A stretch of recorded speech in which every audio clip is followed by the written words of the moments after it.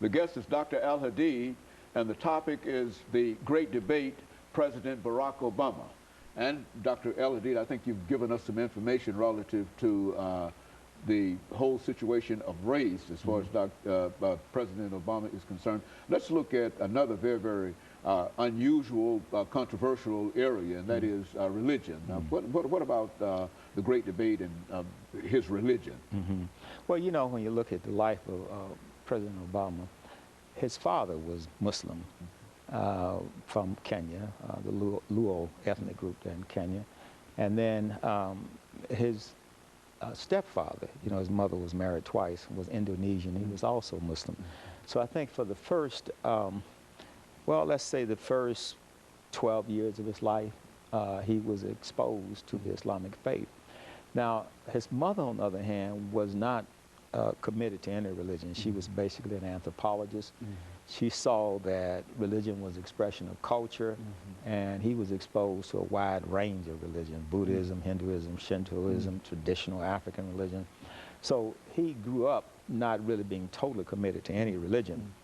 But as he started working as a community organizer and started working through his core values and beliefs, he realized that he needed to be grounded in a community.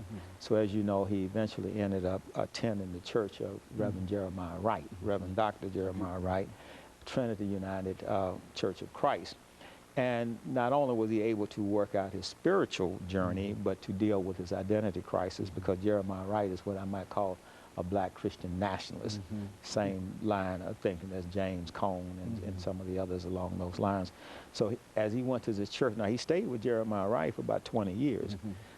His wife attended the church, his children were baptized there, he was baptized there. So he became committed to Christianity. And I think it's inappropriate for people to keep labeling him as Muslim when he's not. Especially when he's been in the church, in the Christian church for the last 20 years. Yes, you know, and some people leave the impression as if he just ran across Reverend Wright a couple of years, last year or something. From the campaign, you see, but he was involved with that. He was involved in the church for at least 20 years. Now, I think maybe when he first went to the church, he might have been looking for an institution that could help him with his community organizing, or he might have been looking for an institution that could help him get votes, because you know, he ran and was successful in becoming a state senator in Illinois. In fact, he was a senator in Illinois for 10 years. And so it could have been for those reasons. But then eventually, you know, he got in that environment and he saw something in the black Christian church that he didn't see in the other churches. Now, there was some background. You know, his mother came out of a Methodist, his grandmother rather, came out of a Methodist background, and his grandfather, who they were both white, came out of a Baptist background.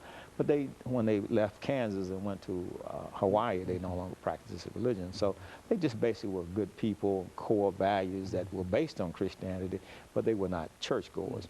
And he wanted something different for himself, because as you know, most of his life, he had this identity crisis. I mean, he saw himself as being African American, but he didn't fit well among African Americans. When he left Hawaii, graduated from an elite school there in Hawaii, and then went to Occidental College in Los Angeles. He didn't fit in well there, and then he left and went to Columbia University, where he was able to move around in Harlem and see all the various ethnic groups.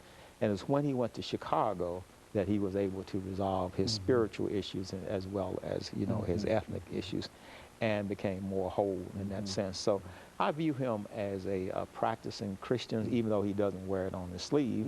His core values, his beliefs, and his morals are rooted in that. And of course, I think there is some Islamic influence there, in light of the fact that he spent the formative years of his life in an Islamic environment. You can sort of see that in his character, but he's more closer to a relationship with Christ than with an institutional church.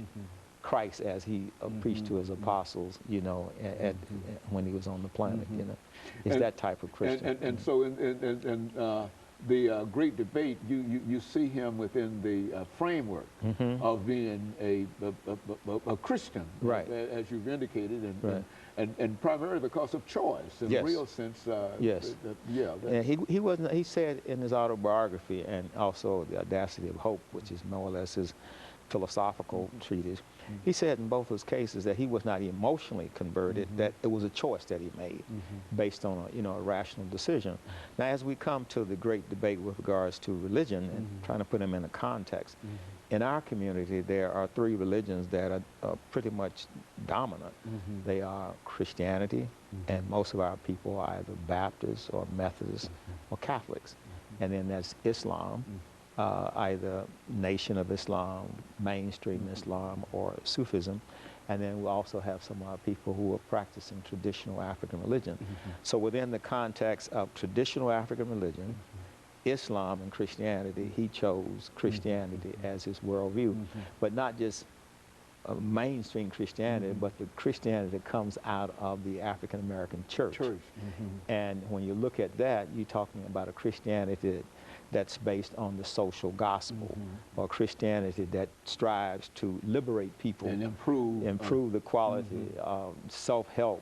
You know, because when you take Christianity back to the days of slavery, you had abolitionists who were Christian, you know, like Nat Turner and Frederick Douglass. They came out of the Christian, background. Mainly, the Baptists and the Methodists, these were the two groups that presented Christianity to African Americans. And so these are the two pillars so far. You talked about race and religion that sort of supports Mr. Obama, President Obama. Right, and religion is playing such a dominant role in the body of politics today, because when you look at the conservatives, especially the right, you have the Christian right and you have the Republican conservative. A lot of them are connected with the evangelical movement. And it was the evangelical movement that got President Bush in power twice. And if you go all the way back to Ronald Reagan and Bush, one, the father of Bush, it was the evangelical movement. And they have gotten recently involved in politics because of their core issues, like abortion, being against gay marriages, and those type of things. So their pet issues are being presented by these politicians, and they're concerned about who's going to be on the Supreme Court, and they want to know what that candidate's position is on abortion. So religion and politics now are starting to overlap and merge. Even though we have the First Amendment to separate them, it's very difficult now to separate institutional religion from institutional politics. And of course, let us take the topic is the